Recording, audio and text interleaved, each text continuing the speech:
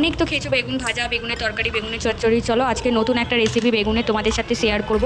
So hello everyone, চলে আসছি নতুন একটা রেসিপি নিয়ে। আজকের বেগুন পোড়া তোমাদের সাথে ট্রাই করব। এটা অসাধারণ লাগে গরম ভাতের সাথে।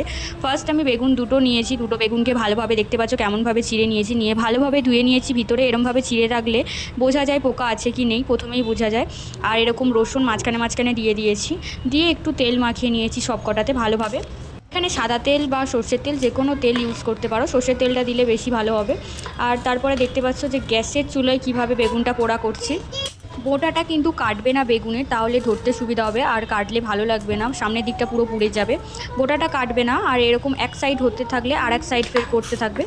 একের পর এক ঘুরিয়ে ঘুরিয়ে দুটো করে নেব আমি। তোমরা যে কটা বেগুন চাইলে করতে পারো। এখানটায় দেখতেই পাচ্ছ চারদিকে হয়ে গেছে। এবার এইটা আমি জলের ভিতরে দিয়ে দেবো। জলের ভিতরে দিয়ে দেবো সেটা পরে দেখবে। এখানটা টমেটোটাকেও আমি দিয়ে দিয়েছি। টমেটোটা সেম প্রসেসে হচ্ছে কি তোমার পুড়িয়ে নেব, কিন্তু এর ওপরে না, কাঁটা চামচ দিয়ে করবে, যেহেতু এটা ধরার কোনো আর পজিশান নেই।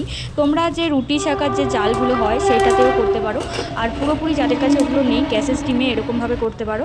আমি এখানটা দুটো তিনটে শুকনো লঙ্কাও পুড়িয়ে নিয়েছি, নিয়ে ভালোভাবে এটা ঠান্ডা জলে দিয়ে দিয়েছি। দিয়ে এর ওপরে যে পোড়া অংশটা সেটা আমি দেখবে অটোমেটিকলি উঠে যাবে ঠান্ডা জলে দিলে।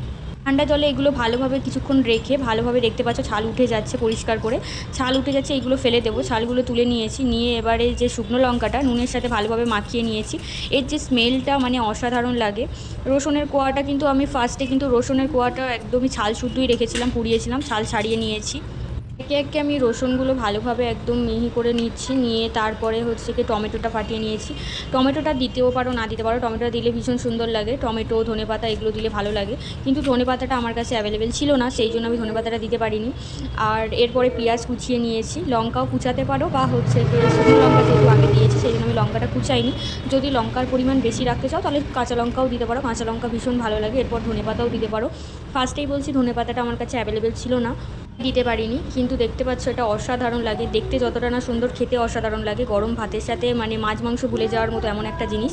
ট্রাই করে দেখো আজকের রেসিপিটা কেমন হয়েছে অবশ্যই কমেন্টে জানিও। ভালো লাগলে লাইক কমেন্ট শেয়ার করে দিও। আজকের রেসিপি এই পর্যন্তই। Bye bye.